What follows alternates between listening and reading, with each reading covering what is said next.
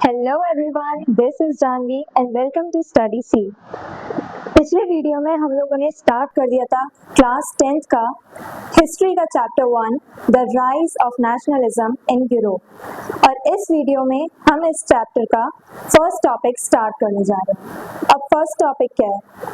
The French revolution and the idea of nation. तो अब यहाँ पे हम लोग पढ़ेंगे कि फ्रेंच रेवोल्यूशन स्टार्ट कैसे हुआ, उसमें कौन कौन से रिफॉर्म्स लाए गए उसके बाद, और उसके बाद हम जानेंगे कि नेशन स्टेट्स जब बनाए गए तो उसमें कैसे चेंजेस आए। सबसे पहले फ्रेंच रेवोल्यूशन जो 1789 में स्टार्ट हुआ था उसने काफ़ी सारे चेंजेस लेके आए, जैसे कि सबसे बड़ा चेंज था नेशनलिज्म की फीलिंग। फ्रेंच रेवोल्यूशन से ही ये फीलिंग निकल के आई थी, तभी लोग यूनाइटेड फील कर पाए, कनेक्टेड फील कर पाए और तब जाके नेशन स्टेट्स एमर्ज हुए। French Revolution marked the first clear expression of nationalism in Europe। वही बात, यूरोप में सबसे पहले जो नेशनलिज्म वाली फीलिंग है, नेशनलिज्म की जो ग्रोथ है, वो कहाँ से आई? फ्रेंच रेवोल्यूशन से। फ्रेंच रेवोल्यूशन से अब और क्या चेंज आया था? Transfer of sovereignty from monarchy to the people. अब सॉवरेनिटी क्या होता है? यानी कि हम अपने फैसले खुद ले सकते हैं, that is known as sovereignty. अब पहले सॉवरेन थे? नहीं थे। फ्रांस के लोग पहले सॉवरेन नहीं थे। क्यों?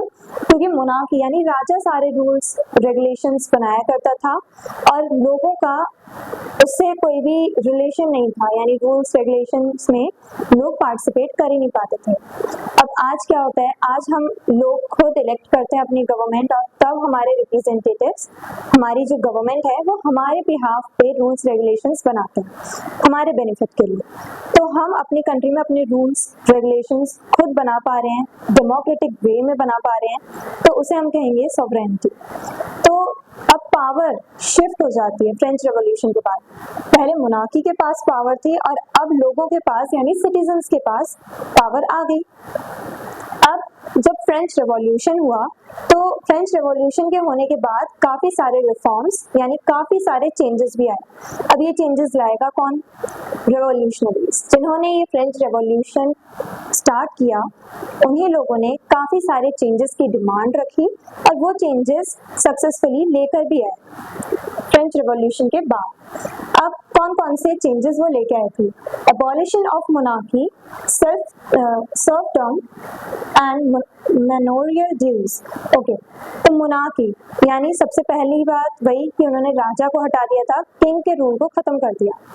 तो मोनार्की खत्म हुई फ्रेंच रेवोल्यूशन के बाद। फिर सर्वडम भी उन्होंने खत्म कर दिया। पहले क्या होता था कि पूरा जो किंगडम है, जैसे ये पूरा किंगडम है, अब इस किंगडम में अलग अलग ऐसे जैसे आज हम कॉन्स्टिट्यूएंसीज बना देते हैं इलेक्शन के लिए, उसी टाइप से अलग अलग पार्ट्स में इसे डिवाइड कर दिया जाता था।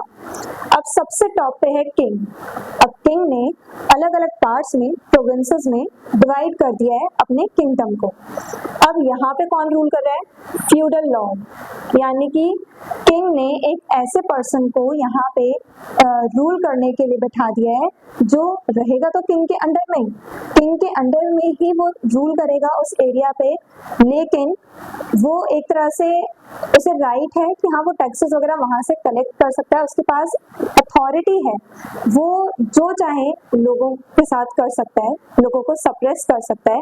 और यहाँ पे क्या डिसएडवांटेज होता था इस फ्यूडल सिस्टम का कि जो फ्यूडल लॉर्ड्स होते थे, जो यहाँ पे रूल किया करते थे इस छोटे एरिया में, प्रोविंस में, वो लोग ज्यादा से ज्यादा टैक्स कलेक्ट किया करते थे कॉमन पीपल से। क्यों? क्योंकि उन्हें एक लिमिटेड अमाउंट जो टैक्स का है वो किंग को तो देना ही देना है और अपने लिए भी उन्हें कुछ टैक्स कलेक्ट करना होता था। अपने बेनिफिट के लिए, अपने एक्स्ट्रा इनकम के लिए वो क्या करते थे? ज्यादा से ज्यादा टैक्स लगाया करते थे कॉमन पीपल पे। तो ये फ्यूडल सिस्टम था। अब इन्हीं फ्यूडल सिस्टम में हम लोगों को जैसे अलग अलग फ्यूड्स हैं, अब मान लो ये तो पूरा किंगडम हो गया, अब यहाँ पे अलग अलग फ्यूड्स हैं, फ्यूडल सिस्टम बनाया हुआ है। अब एक फ्यूड को हम ले लेते हैं, एक प्रोविंस को ले लेंगे और यहाँ पे हर प्रोविंस में क्या होता था, जैसे इतना एरिया है, लैंड का इतना एरिया एक सर्फ के अंडर में आया करता था। यानी यहाँ पे भी एक ऐसा पर्सन हुआ करता था जो रूल नहीं करता था। ये एक तरह से जो पीजेंट्स थे, जो एग्रीकल्चरल फार्मर्स थे उनको एक तरह से हेड किया करता था, उनका हेड था। अब इसी के अंडर में, सर्फ के अंडर में बहुत ज्यादा बड़ा लैंड एरिया है, यहाँ पे सारे छोटे छोटे फार्मर्स जो हैं वो इसके अंडर में रह करके फार्मिंग करेंगे और ये सर्फ जो है वो उन पे रूल्स रेगुलेशंस लगा दिया करता था कभी कभार, जो उनके बेनिफिट्स में तो होते ही नहीं थे फार्मर्स के। तो इस टाइप से ये पूरा सिस्टम चला करता था। तो यहाँ पे क्या हो रहा है, पीजेंट्स के साथ अत्याचार हो रहा है, नाइंसाफी हो रही है। तो मोनार्की तो खत्म करी, रेवोल्यूशनरीज ने मोनार्की के साथ ये जो सर्फडम बना हुआ था इस सिस्टम को भी खत्म किया और मेनोरियल ड्यूज। अब यहाँ पे क्या होता था कि जो फ्यूड्स हैं, फ्यूडल लॉर्ड्स हैं, ये जो सर्फ्स हैं, इनके पास बड़े बड़े बंगलोज हुआ करते थे, उन्हें मैनोर कहा जाता है, इसलिए यहाँ पे मेनोरियल ड्यूज। ठीक है, तो वो जो मैनोर होते थे, जो इनके बंगले होते थे, इनके पास एक्स्ट्रा इनकम हुआ करती थी, उन सब पे एक तरह से बैन लगा दिया, ये सब अबॉलिश कर दिया। क्यों? क्योंकि अपने मेनोरियल के अंदर ही, यानी अपने मैनोर के बंगलोज के अंदर में ही ये रह करके इन पीजेंट से खेत पे तो काम करवाया ही करते थे, साथ में अपने घर पे भी स्लेव्स की तरह काम करवाना स्टार्ट कर चुके थे। तो ये सारी प्रैक्टिसेस को, इनइक्वालिटी की जो प्रैक्टिसेस हो रही थी, इसे खत्म करने के लिए सर्फडम और मेनोरियल ड्यूज ये सब भी खत्म कर दिए गए फ्रेंच रेवोल्यूशन के बाद। Declaration of the rights of man, again जैसे हमने फ्रेडरिक सोरियो की पेंटिंग में देखा था कि उन्होंने ऐसा डिपिक्ट किया था, स्टैचू ऑफ लिबर्टी एक हाथ में टॉर्च लेके खड़ी है, एक हाथ में चार्टर लेके खड़ी है। टॉर्च एनलाइटनमेंट को शो कर रही है, वो जो चार्टर है वो एक डॉक्यूमेंट है जिसमें मैन के राइट्स के लिए लिखा हुआ है। तो यहाँ पे पेट्रियार्कल सोसाइटी है, तो दोबारा से यहाँ पे वही बात आ गई, राइट्स ऑफ मैन, यानी दोबारा से यहाँ पे मैन के राइट्स के बारे में बात की जा रही है। जो चेंजेस आए वो भी मैन को ही राइट्स दिए गए, उन चेंजेस में भी। आइडियाज ऑफ ला पैट्री एंड ले सिटोयन। अब ला पैट्री ये है द फादरलैंड, इसका मतलब है द फादरलैंड, और ले सिटोयन इसका मतलब है द सिटीजन्स। अब जैसे हम लोग बोलते हैं इंडिया, इंडिया हमारी मदरलैंड है, यानी मातृभूमि है, वैसे ही फ्रांस जो है इन फ्रेंच लोगों के लिए इनकी पितृभूमि है। और ले सिटोयन यानी यहाँ पे सिटीजन्स की बात हो रही है। अब ये ऐसे आइडियाज निकल के आए, फादरलैंड और सिटीजन। इन दोनों आइडियाज ने क्या किया, फ्रांस के जो लोग हैं, सिटीजन्स हैं, उन्हें यूनाइटेड फीलिंग एमर्ज करने में, स्टैब्लिश करने में बहुत हेल्प करी। जब लोगों को पता चला कि हाँ ये हमारा फादरलैंड है, ये हमारी पितृभूमि है, ये हमारी टेरिटरी है और हम इसके सिटीजन्स हैं, तो लोगों में खुद पैट्रियोटिज्म वाली फीलिंग स्टैब्लिश होने लगी। अब हम इंडियंस हैं, हर जगह के, मान लो यूपी के हो या फिर अरुणाचल प्रदेश के, गुजरात के, केरला के, सब लोग यूनाइटेड फील करते हैं। क्यों करते हैं? क्योंकि हम सबकी एक कॉमन आइडेंटिटी है, इंडियन। वैसे ही इनके लिए, फ्रांस के लोगों के लिए, फ्रेंच पीपल के लिए ये जो दो टर्म्स थे, ला पैट्री एंड ले सिटोयन, ये एक तरह से इन्हें यूनाइट करने के लिए बहुत इंपॉर्टेंट थे। क्यों? क्योंकि इसी के बाद इनको एक कॉमन आइडेंटिटी मिली फ्रेंच पीपल के तौर पे। Introduction of a new flag tricolour. अब इन्होंने जो इनके राजा के टाइम पे, किंग के टाइम पे जो भी इनका फ्लैग रहा होगा उसे इन्होंने रिप्लेस कर दिया, बदल दिया। अब इन्होंने एक न्यू फ्लैग अडॉप्ट किया और ये जो न्यू फ्लैग था उसमें 3 कलर्स थे, ट्राई कलर था वो, एक था रेड, व्हाइट एंड ब्लू। तो ये ट्राई कलर फ्लैग इन्होंने अडॉप्ट किया। New hymns, oath and martyrs commemoration to inspire unity.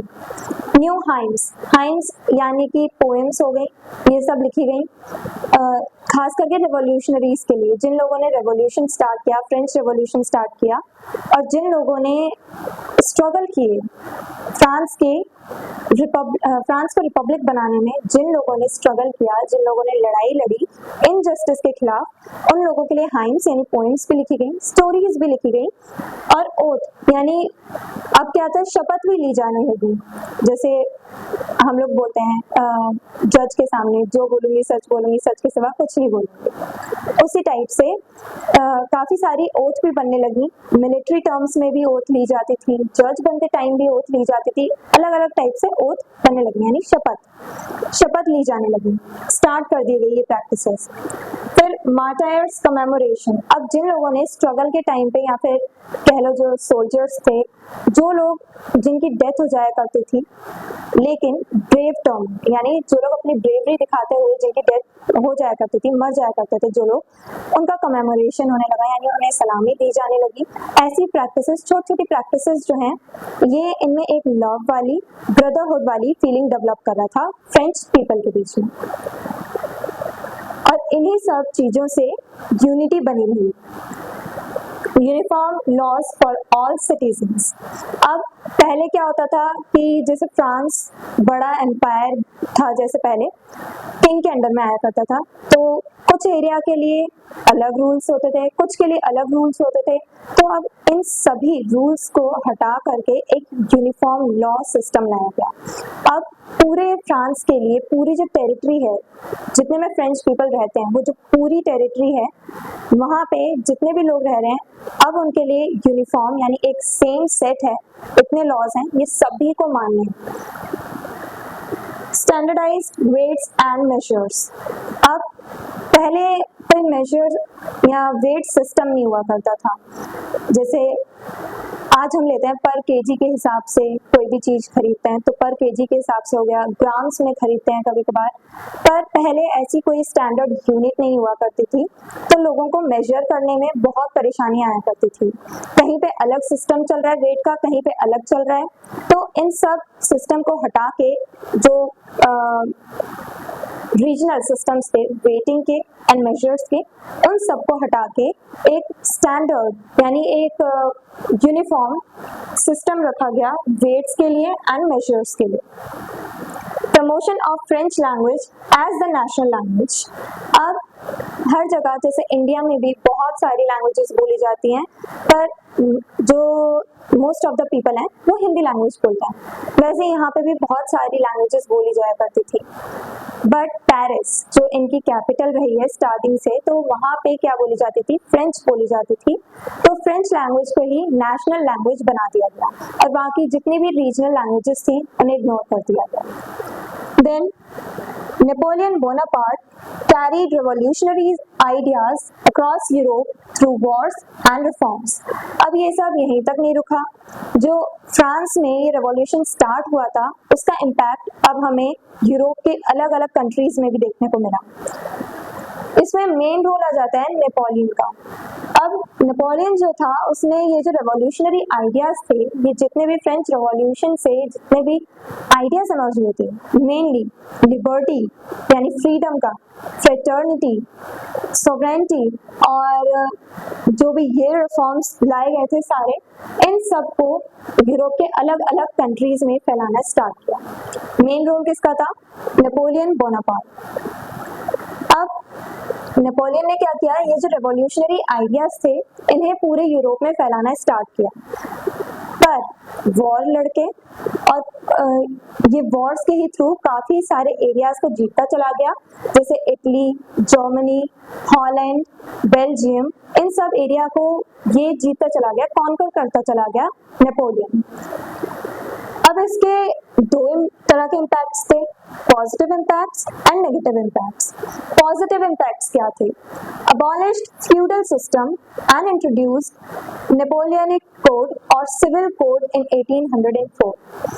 तो ये जो सिस्टम था फ्यूडल सिस्टम, इसे नेपोलियन ने खत्म कर दिया, काफी लोगों को इसके बेनिफिट मिले और नेपोलियन जो है वो कुछ लॉज लेके आया, बेसिक लॉज, उसे कहा गया नेपोलियनिक कोड या फिर उसे सिविल कोड भी कहते हैं। और ये रिफॉर्म्स लाया कब था? सिविल कोड कब आया? 1804 में। अब इस कोड के अकॉर्डिंग, नेपोलियनिक कोड के अकॉर्डिंग, इक्वालिटी बिफोर लॉ यानी सभी लोग इक्वल हैं कानून की नजर से। Abolition of privileges by birth. पहले जो राजा का बेटा होता था या जितने भी ब्यूरोक्रेटिक लोग थे, जितने भी लोगों के पास पावर थी, उनके जो बच्चे होते थे, जो उनके ऑफस्प्रिंग्स होते थे, उन्हें अपने आप कोई ना कोई बेनिफिट दिए जाते थे, एडवांटेजेस मिल जाते थे।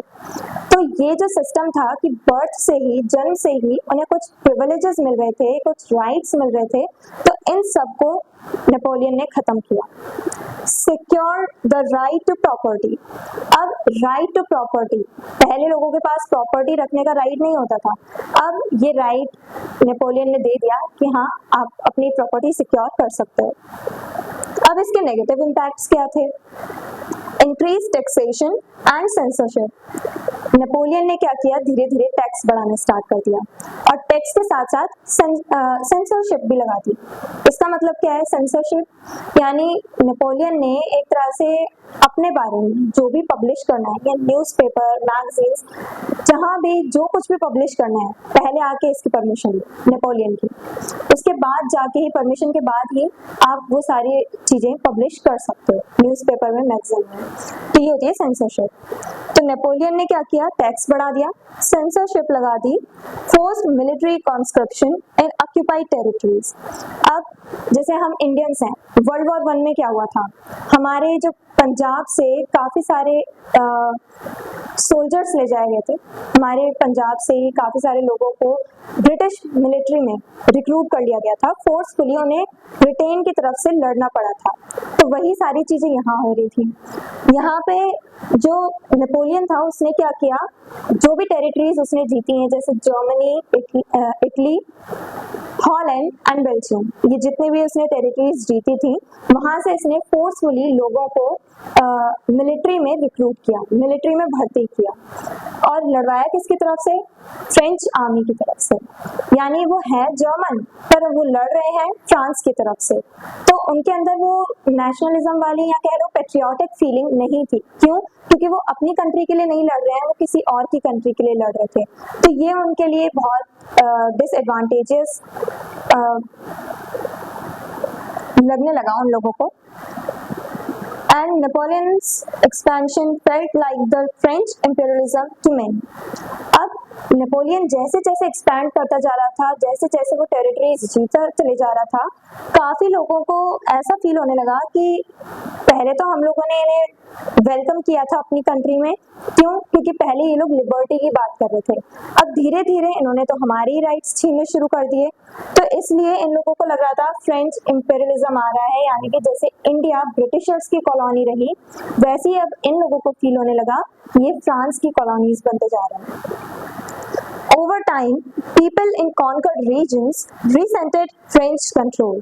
अब टाइम के साथ साथ जैसे ही लोगों ने काफी ऑपरेशन फेस कर लिया, काफी इन्हें सप्रेस किया गया फ्रेंच आर्मीज के थ्रू, नेपोलियन के थ्रू, तब लोगों ने एक तरह से दोबारा से प्रोटेस्ट कर दिया। उन्होंने फ्रेंच कंट्रोल से छूटने की डिमांड रखी। Rise of nationalist movements against France.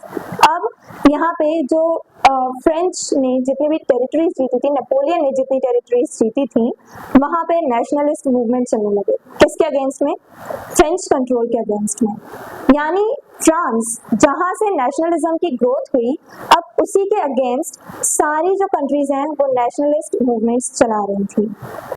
तो ये सब हमने पढ़ा इस टॉपिक के अंदर में, the French revolution and the idea of nation. अगर अभी भी कोई क्वेरी या कोई डाउट है, welcome to the comment section. मैं पूरी कोशिश करूंगी वहां पे आपको रिप्लाई करने की, और 99% मैं रिप्लाई करूंगी। So that's all for this video. अगर कोई भी प्रॉब्लम है, रिमेंबर कमेंट सेक्शन।